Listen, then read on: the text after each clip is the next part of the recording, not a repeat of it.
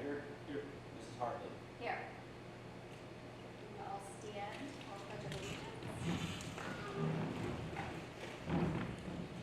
I pledge allegiance to the flag of the United States of America and to the republic for which it stands, one nation, under God, indivisible, with liberty and justice for all.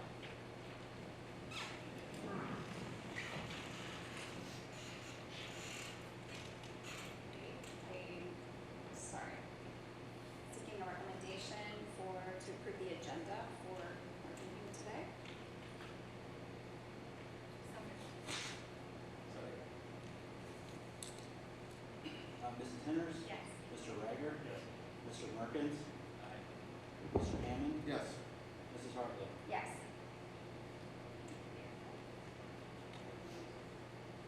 We have time for audience and community comments. Somebody have any? Nothing sent online. Move into administrative reports. Yeah, so tonight, building or department meeting is going to be by Mr. Lamb, so I turn it over to Tim and his presentation. Thank you. I would like to introduce Samantha Wilhelm, who serves as the Executive Director of GeoTrack. In her leadership at GeoTrack, she advances the organization's charitable mission to bring the world to small towns. In early December, Samantha, Tom Groot, and GeoTrack's founder, Dan White, met with James Tatman and me to discuss an exciting opportunity for our students, one that has potential to expand horizons and create meaningful, real-world connections beyond our community. Samantha is here tonight to share more about that opportunity. Please join me in welcoming Samantha Wilhelm. Good evening, everyone. Thank you for giving me the opportunity to speak. My name is Samantha Wilhelm, and I serve with the GeoTrack Foundation. We're a private family foundation in Norwalk, and over the past 20 years, we've awarded more than $3.5 million grants to youth and educational initiatives in our region. Our mission is simple, but ambitious.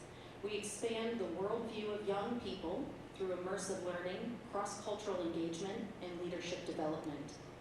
The vehicle that hits all of those things in our mission, we're now calling the GeoTrack Global Scholars Program. It's an initiative designed to cultivate curiosity, integrity, responsibility through meaningful place-based experiences. To give you an idea, last year, actually 4 years in a row consecutively, we have been sending 13 students abroad. This coming summer, we will be sending 29 students and 4 local teachers through our Global Scholars Program. We will be sending students to London, Scotland, Cambridge, Ireland, and the Yukon in Canada. This growth has been is steady and intentional. We did begin in Norwalk, it is our home base, and we're expanding throughout Huron County, and now we're deliberately growing into Erie County. After a very productive meeting with Mr. Tim Lamb, we were honored to invite Huron High School seniors to participate in one of our new flagship experiences called the ARC Conference. And I think Mr. Bauer up here may be able to speak a little bit on it as he has applied for this. ARC stands for the Alliance for Responsible Citizenship. It's an international gathering of leaders, entrepreneurs, academics, innovators, and cultural voices from around the world. It brings individuals together who are wrestling with some foundational questions. How do societies flourish? How do we develop leaders and character? How do we build responsibility for the future? Conversations such as energy, technology, all of the digital changes coming our way. From June 21st through the 26th, there will be 3 specific days that they will be listening to speakers. I am here to tell you that of the 6 students that will be traveling, there will be 3 from Huron School, and we are so proud. The interviews were actually held with Greater Sandusky Partnership, and all of your students were such a wow. Over these 3 days, these students are going to be hearing from globally recognized thinkers, historians, economists, entrepreneurs, again, cultural thinkers. Our students that are going will be engaging in high-level conversations about the economics, leadership, ethics, governance, and again, innovation. They'll also have the opportunity to be networking with their peers, building that network, and also maybe making mentorships along the way. This experience is made possible obviously by the GeoTrack Foundation dollars, but also in collaboration with the Greater Sandusky Partnership. They have facilitated the student selection process and will also be attending the program. They'll have one person. We'll also have a teacher from Norwalk High School attending, and also our founder, Dan White. This is not a tourist trip. Now, there will be one day where we get to walk around, and it will be lovely, but it's so much more than a tourist trip. You're going to be attending as participants in a serious intellectual environment. They're expected to listen critically, engage respectfully, and reflect deeply. Our accompanied teachers will be leading daily reflection sessions, and that's to help them process what they're really listening to and put that to those students, their leadership skills. These young men are crossing the threshold into adulthood, and before stepping into higher education or careers, they'll be sitting in a room with global leaders discussing responsibility, innovation, and the future of civilization. That kind of exposure, we're hoping, is going to escalate their maturity, and the ripple effect will be very obvious. It will widen their perspective, it'll strengthen their discernment, and it invites them to see leadership as service. When they return home, they will return not just inspired, but thoughtful. As we look forward, our expansion into Erie County is not incidental, it's intentional. We, this year, again, are sending 29 students abroad. We have 5 different international programs that are being led by our mission, and we intend to reach into your schools again. We value a hopeful long-term partnership with the Huron City Schools. We hope that you can continue to identify students of promise, aligning with your educational excellence, and expanding opportunities for these immersive learning experiences outside of the classroom. Thank you for allowing more students to fit into our mission. If there are any questions, I'm happy to address those. Well, thank you. I think what you're doing is fantastic. Keep going. Yeah, that's the plan. That's absolutely the plan. And I don't know if you know yet, but you will be attending. So thank you for applying. This is a fun way to find out if you haven't found out yet. So congratulations. And I look forward to talking to you after your trip. So this is an inaugural trip. There's some that we don't know what to expect, and we intentionally keep things intense and flexible. So they are ready to experience the world as a cohort. Thanks for your time. Very good. Thank you. I'm excited for this opportunity for our students. And I look forward, I know Graham will come back and report back, so it'll be good. Good. Yep. Looking forward to it. Grant's gonna report back. He's gonna keep coming to board meetings after he's Maybe graduated. one more. That's a stipulation, you have to come to one meeting. All right, Grant, you're up. First of all, I just want to say thank you for the opportunity. I'm super excited. And I know that the other two will also be extremely excited to keep talking about it, and so they'll be excited to hear that. Good. I hope you all are doing well. It's been a while since we've been here, I felt like, and so we have a lot to go over. Just starting off with sports, for diving, Hadley Barkma and Hayden Holmes both were SBC champions. And then at the district meet, Hayden Holmes made 5th place, so he will be going to the state meet, so congratulations to him. Girls bowling got 3rd place in sectionals and moved on to districts. And then in the middle school, 8th grade boys basketball were SBC champions. And then the 7th grade boys and 8th grade girls were both runner-ups, so congratulations to them. Beyond that, choir and band also went to Disney World in the past few weeks. All I've heard was great things from it. It sounds like they had super fun, which is great for them. I heard the performances were amazing. For Valentine's Day, Student Council put on a little activity. Everyone got their own personalized heart necklaces so they could exchange them with whoever they wanted, whether it be friends or whomever. It's usually a little competition to see how much each person can get for some reason, but that's always fun. March 7th is the spring dance homecoming for the high school, so that'll be exciting, especially for the freshmen. I know they're the most excited out of first time. And it's almost like, for student council, we try to not only target it towards everybody, but especially the freshmen. It's their prom in a way. And then new in the high school is the student union. So the student union has been done. I personally love it. I think everyone else loves it. I feel like a lot more kids are actually staying in school now compared to what it had been. I haven't seen anybody also messing around. I haven't heard of anything either, which is probably nice that it's near the office as well. But yeah, it's going really well. Thanks, Grant. All right, Dr. McDonald.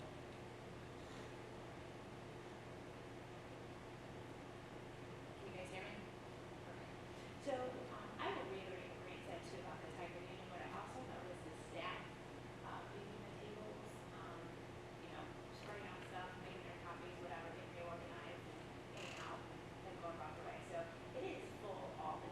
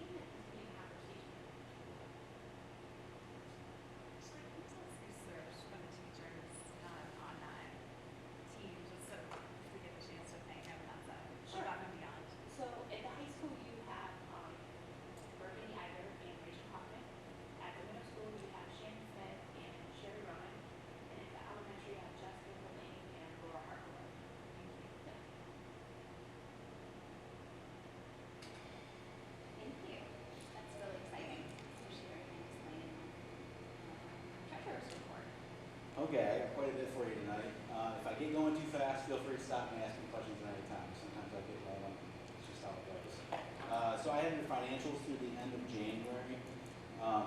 Revenues and general funds and total funds around 48%. I did send a advance request off to the auditor's office, and they said, well, actually, there's not much to advance at this point, so I think they're still collecting. I don't know, we might just be waiting at this point until they get in collecting payments and whatever. As far as expenses go, we're running slightly under, mainly in salaries and benefits. So I'm gonna go back through and look and see maybe why that is, but we're definitely under on salaries and benefits from the original projections. So we're around 45 to 47% for those. We did get one donation this month, $550. It was designated to track and cross-country programs. Okay, and then the first document I have for you here is the district capital spending plan. It is a different format from the last time I shared it with you. Last time it was kind of just based on the entire district, and I tried to break it out by building this time. What I will say is this is probably a pretty fluid document, so you know how it goes here. Some breaks, it can change a lot of this stuff. But in general, one thing I wanted to point out is that roofing replacement, Chad had just sent over Tremco's report. It looks like the next two roofs would be two at the high school. So basically what I have in here is I have some funds set aside mainly in the high school and the Woodlands under roof repair replacement. What we came to the conclusion is we'll probably spend somewhere between $200,000 and $250,000 a year in roofing replacements. So just because it's broke out like that, like next year if we do one, I believe most of those funds would actually go to the high school. But I think I have money allocated in the correct amount for roofing repair. HVAC continues to be a pretty large sum. We put the chiller in at Woodlands, we get boiler repair at Woodlands. Anticipate, well, I know we're going to have a unit at high school and a unit here at McCormick that's going to be replaced. So those are some big costs. Looking down at the stadium and athletic fields, we're getting close to the turf replacement. Right now I got that in FY30, and I'm estimating about $1 million. I think before they were saying 850 or so, 3 years inflation, all this stuff. I'm estimating around $1 million to replace that. So that is on books. Another big one under the high school, the gymnasium, the gym floor. We did our last sanding. You see the nail heads. So the gym floor is going to be coming up. I had Matthew reach out to a couple of athletic directors, and he knew that just replace gym floors and do the same somewhere between $350 for a gym floor. So right now there's about $400 allocated out for that. The bus replacement schedule down in the transportation section. I was talking with Chad and Al, and I know at one point we had discussed potentially purchasing 2 buses in a year. They think, as of right now, we can probably purchase a bus this year, the next 2 years, take a year off, and kind of like a 3-bus cycle. That may change, but they think that they can make that work, so we're not too caught up in 1 year of too many replacements. We are also looking this year, we need time to get new mowers, so we're looking at purchasing new mowers, and then after that, getting onto a trade-in cycle with them. They believe we're getting some quotes, maybe cheaper to do that than drop $60,000 every so often for new mowers. The other thing I wanted to point out, I think it's actually on page 2, I couldn't get it all fit on here. The 070 fund. So the only thing that's in there right now is that Woodlands walkway. The reason the Woodlands walkway is in there is we had a large donation, and that's where the money got deposited, so that's where we're going to do the project out of. Other than that, I didn't allocate any of it yet until we have somewhat of a sense on what we're doing with facilities. Originally, I think when we talked, a lot of it would go into Woodlands, but if there is any sort of a building project, any sort of bond or anything like that, we would probably want to use this money for lower life cycle items. So it's blank now. It can be filled in really easily once we have a clear path and direction. Also on there is some revenue, and I'll get into that a little bit when we get into the forecast. Originally, I think we were supposed to transfer like 2.4 this year. There's been some changes with legislation and piggybacks from the county commissioners that have kind of reduced our revenue, and then I also reduced our transfer to make up for that lost revenue. So as of right now, it's looking like about 1.2, and then moving forward, we'll see how it goes. But I was thinking another 400 and then 300, and after that, we'll start to get close to that deficit spending. So I don't know that we'll be transferring really far out, you know how these go, things could change by the time we get there. And then at the very bottom, I have in the projected revenue next month, I think it's the 11th, March 11th, there's the Tax Incentive Review Council meeting where they'll go over all of these. So if there is any updates, I will change that and get updated ones for you guys. So that's a long spiel. If you have any questions on that, let me know. I'll be happy to answer. I did go over this. We met Friday with the Finance Committee, so we did review this and the forecast. We had a really good discussion on it. Chris, actually, I talked with Chris afterwards. He brought something up. As far as the turf replacement goes, there was talks, and I wasn't able to get an answer yet, Chris, but about rebeading the rubber beads and that could buy you some years potentially for a turf replacement. So we're looking into that. So that could change the turf replacement. I'll find out.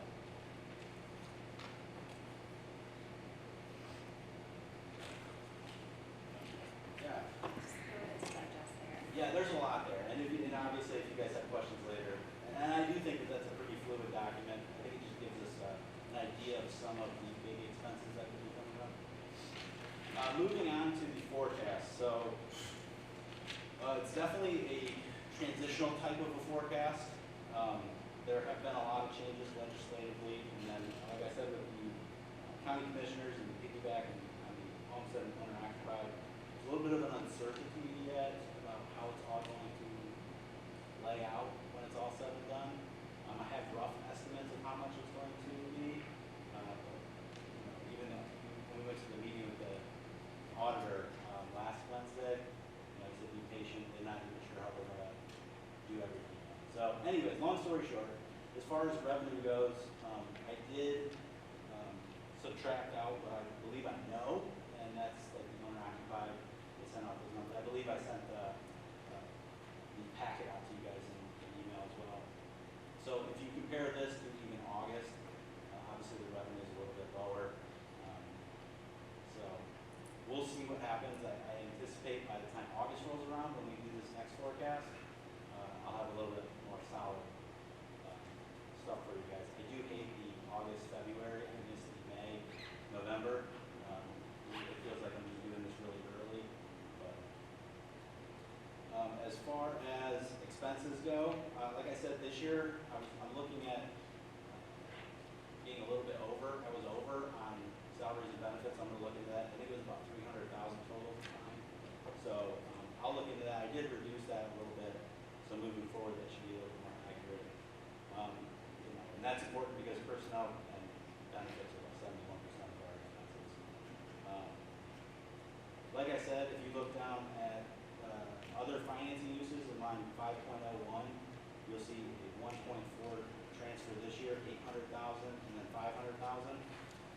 That would be to that 070 account, but it also includes, just so you're aware, transfers to like athletics that runs in the deficit, food service that runs in the deficit. There'll be some that will go to Julie's curriculum expenses. So that's why that number may be a little bit higher than what you see on the other transfers. Looking out even further, if you look at fiscal year 30 down to the bottom, you see the first half of that $400,000 emergency levy fall off. So that's something we'll have to really start thinking about. And then the following year after that, we'll actually see the 2.7 emergency levy fall off. So that's not on this forecast, it's too far out, but it's definitely something to watch.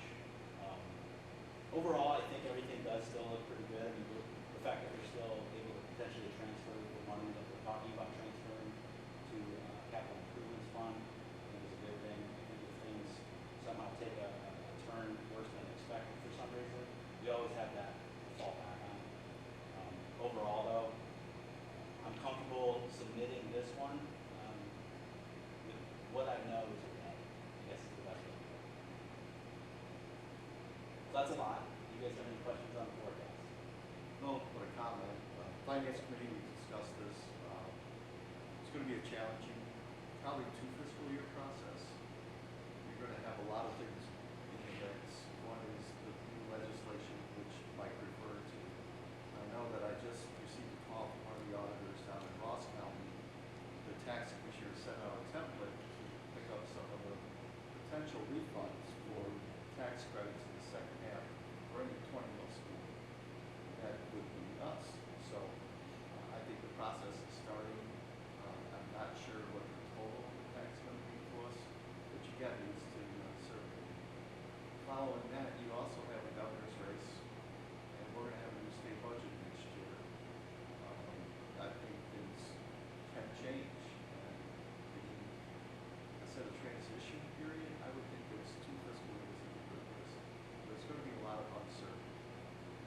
next tax year update is tax year 27, which will impact fiscal year 28. So depending on what the market's doing, everything that I'm hearing, the market's still going up, sales are still going up. But we don't know what the 2004 growth will occur by that time. So it's going to be tough, potentially. But at least we're in a good cash position. So the 070 fund that's been referred to here can go back to the general fund if necessary to fill in the shortcomings, let us have to go to the ballot to pass a petition. I think that's a good position to be in. So I think we positioned ourselves well. But the biggest challenge, I think, is our facilities. You know, how do we address that? We have to come together with a game plan. Good question. What was the number of days we enacted last year? Now, you Yeah. did one for cash balance. Yeah, the cash balance, we are going to look at that, that's on my radar, because it was We did 120. 120. We're gonna have to watch that, probably gonna have to adjust it, we did that originally, we were talking with Mike Satsina, he said, you know, if you're gonna do it, you're gonna want a policy that states the most number of days for better bond rating. We can definitely, we're gonna need to look at that, because we will, it's in, you know, I think it's in the assumptions, even, it does fall below, I don't know. Look, it's the end of fiscal year is where we calculate that off of like Yes. 75. Yeah. Yep. Yeah, you're right on the word on it. It's gonna be close. That is on my radar. We will adjust it because until we know what the plan is. So that might change that Right. 070 transfer. Yeah, probably.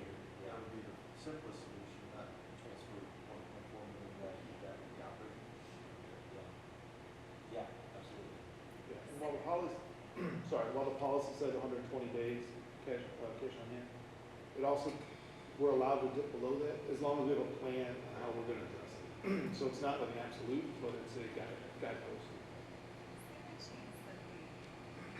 Everybody's dealing with the same uncertainty impacting in different ways. Is there a chance that that kind of, with the 120 days from bond rating, that whole system changes, this whole funding system changes, you know, saying like, nobody can cough up that amount of cash or that amount of cash, loans still have to happen, right? Does the bond rating adjust now? Probably not. Those are decided nationally in the bond market. And it's an assurance that you have a good handle on your cash flow, to make adjustments if you have a downfall, to protect the bond use. So it's standard for some of the other financial, probably don't make changes like that. They're pretty step fast on how they do that. It's not a state-by-state thing. It would be something that they would do nationally. Statewide, everybody's going to get this. Potentially, yeah. And that's gonna make it harder for bonds. I think the biggest threat, if I was a bond buyer, is what's Ohio gonna do with property taxes. If indeed the constitutional amendment goes through to eliminate property tax, who's gonna pay the bond debts that are up? Unfortunately, yeah. You get 1 year relief, in my opinion, because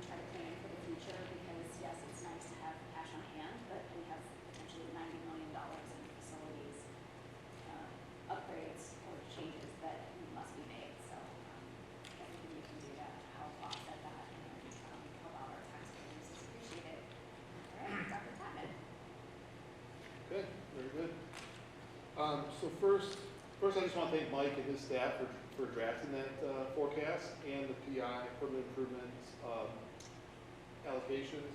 I will say that it's nice for Huron that our permanent improvement fund is continuous, so it doesn't have a 5 or 10 year lifespan, but continuous. It's also, the reality is that dollar amount is the same now as when it was passed. And the cost of everything has gone up since then. So it's not usually, hey, we have this set of money and what's everything we need to do.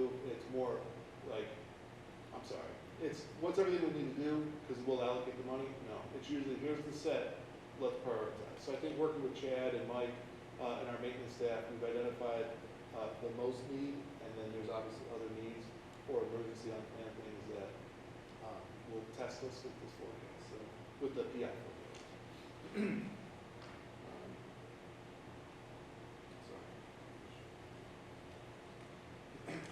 So just looking at the consent agenda items under the superintendent, as Mike talked about the HVAC at the high school, there's an item on there for purchase.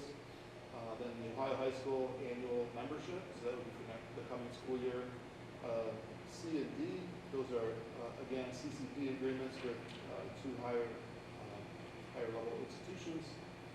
And then E and F are the high school course guide and then that district novel list that we've been working through. I want to thank Dr. McDonald for her work leading that with the committee, gaining input from teachers, and then updating that so that there's alignment to what the board is reading is what we're doing in the classrooms and the buildings. So thank you for that.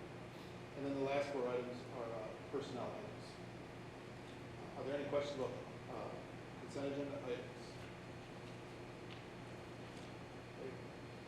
Then I'd just like to take a minute and 2 weeks ago, I received an email from Andrea Smith, the North Point ESC superintendent, and then it was in the newspaper, in our local paper here recently. So I just want to share that Governor DeWine released his 2026 Business Advisory Council Awards of Recognition, and the North Point ESC Regional Business Advisory Council once again earned the highest possible designation, a 4-star rating. This is only one of 4 BACs in the state to receive this status of excellence distinction. She wrote that this achievement is a reflection of the commitment, collaboration, and shared vision happening in our region to strengthen the connection between education and the workforce. Our meaningful partnerships and the time invested continues to make powerful impact on students, schools, businesses, and our region as a whole. And she continued, thank you to the dedication of the important roles each district plays in working. Our collaborative effort truly sets North Point ESC Regional BAC apart as a service model across Ohio. And so with that, one thing that resonated that's not in there is the previous county's work with the Blue Ribbon Committee and shared services. The BAC is, to me, an excellent example of how the districts have worked collaboratively together for mutual benefit and benefit of our region. Thinking about the BAC, just trying to think of some examples. I write about it, I talk about it, but like what is the BAC? So they helped all districts in our region organize a youth science assessment. So students in the high school complete a youth science interest and aptitude inventory. This helps students identify career clusters where students have interests and aptitudes. And a lot of times we find that they have interests in one area, but their aptitudes or skills, their ability to do the task are in another. And so we try to increase their exposure in areas that align with those aptitudes. And so then from there, they offer student career camps. And so the next one coming up here in March has a finance focus. So using the results from the youth science, students are invited to this one-day experience where they tour businesses and meet with professionals in the related field. And this is all facilitated in partnership with RBAC and the Greater Sandusky Partnership. Another example of BAC offerings is the Pitch Challenge. So this will be year 4 of the Pitch Challenge. Here I've had students participate every year in that Pitch Challenge. This is where students prepare and present a business elevator speech, building essential skills in communication, creativity, problem solving, and confidence, all while connecting classroom learning to the real world entrepreneurship. So Ms. Ryan, our STEM teacher, has identified students in her class, and they're preparing to participate in March. And again, that's facilitated by Sandusky, Greater Sandusky Partnership. And then the third example of student engagement with the BAC is the Career Showcase. So this happens in the spring, this happens in May. This is an opportunity for local business. It's a local business career fair. So this is an opportunity for our students to network with local businesses for potential summer jobs or paid internships. It provides them exposure to career fields within our local region. And again, the Greater Sandusky Partnership facilitates those businesses, organizes the day, and makes it successful for our kids.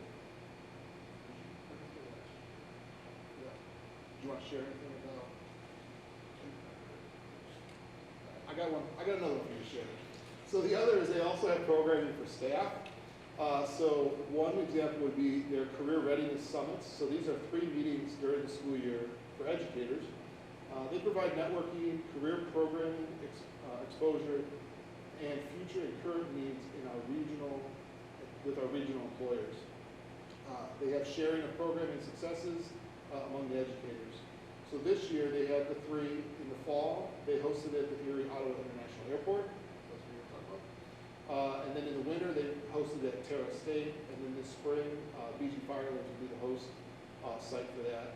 And we have teams of teachers going there to learn about what other schools are doing, trying to steal good ideas, refine our offerings, and continue to build that workforce readiness.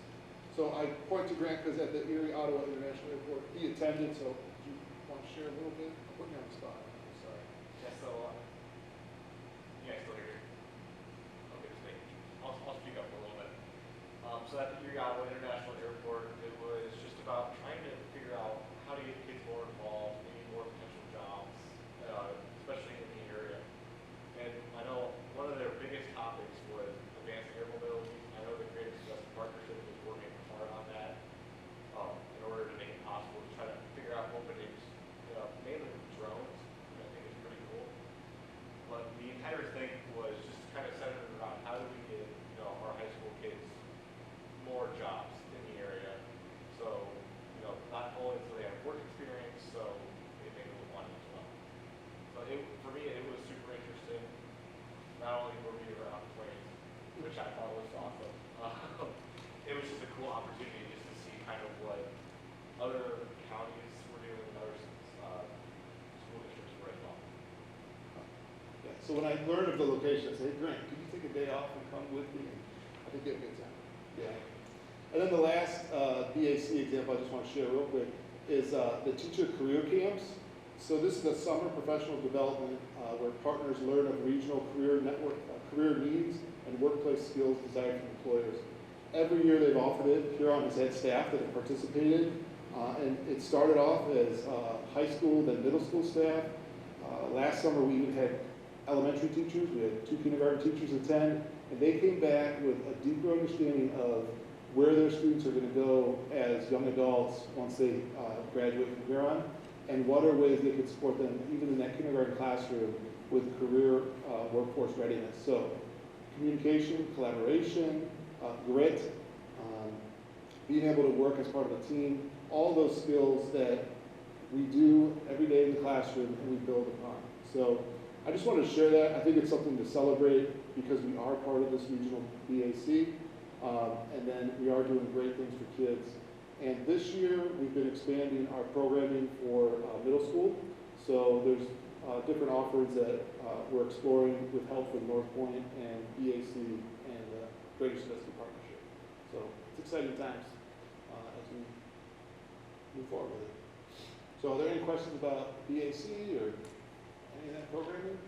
I have a question, James. Is Hobie partnering with this BAC that we have with North Point? Yes, yeah, so Hobie's part of this BAC. They also have their own BAC, and it's a little more focused on these are their programs, and then these are the businesses that is a direct connection.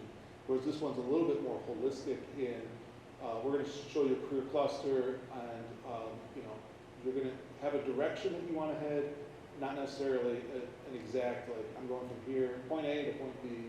It's more of exposure, getting kids awareness, and increasing that interest in their, connection to their interests, yep. But yeah, Egovi's definitely involved, yep. Sandusky Career Centers as well, since they have their own vocational, they run their own career tech program. And then there are a number of industries that also participate in it, so every meeting is that crosstalk of employers with the educators. Higher ed is there, all the K-12 districts and everything, so Yeah, very good. it's great, great highlight on these programs, James, thank you. That's what I got tonight, unless there's any questions. I don't have a question per se, but on item 7F, the district novel list, I did want to thank Dr. McDonald and the team for all the work. I know it's been a couple months we've talked about this. But on that note also, I was traveling last week and just got back late. I think I'd like to give it more justice from my vote because they spent months on it. I don't want to take the vote on something I only looked at very quickly, so I didn't know if we can look at maybe tabling that portion at all. For a month, if that causes a problem. I think to piggyback, well, I'll hold that because it was a problem. Because we already have it in the consent agenda. I mean, we've been going on our vote in the fall, was it only fall of December or November? Like we upheld the appeal and everything, so we're kind of going down the same school year path as we did, but.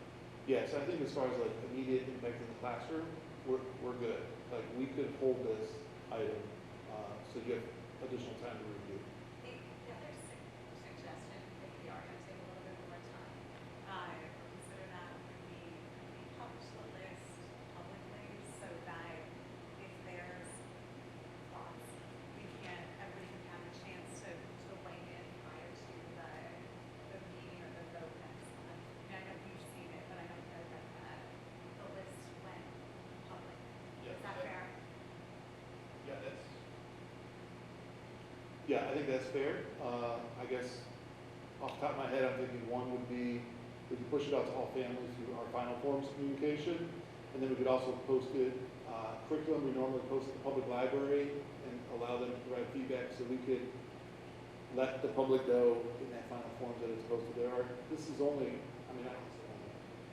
It's not like a textbook where you have to read through it, it's a list, right? So we could post it on our website and just have that community comment link that's always posted where they can make comments. So yeah, we can do it that way.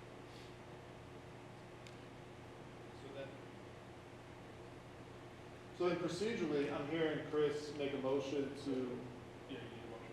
Yeah, pull, we do. to pull that item. It's part of the consent, Yeah. so yeah, just. I'll second that. Mr. Reiger, Yes. Mrs. Henners, Yes. Mr. Merkins, Yes. Mr. Hammond, Yes. Mrs. Hartley. Yes. Thank you for that. I just want to make sure I do it proper. Okay. Any other questions? Otherwise, seeking a motion for approval of the consent agenda items listed under sections 5 through 7 I think the motion ought to be as amended. as amended. Okay. I'll make that motion. I'll second. Mr. Hammond, Yes. Mr. Reiger, Yes. Mr. Merkins, Yes. Mrs. Henners, Yes. Mrs. Hartley. Yes. All right. Next item is board discussion and action. We have quarterly policy first reading. Yep, so no action on this item, first reading. These are two policies. They're really, one is the policy and then one is like the regulations for it, related to expense reimbursement. And the changes are based on recommendations from the attorney, the auditor of the state. That's that. I think that's a good thing to do. Thanks. Yeah, it's kind of procedural, but we have the reading there to follow our process. 9B is just, Mike talked about it in his report, but the Tax Incentive Review Council, that meets annually in March. And so this year it's set, that meeting's set for March 11th. Mike and I plan to attend. And so board members are, obviously welcome to. I may attend if I'm the opportunity. Okay, good. We'll get you the time that they're set.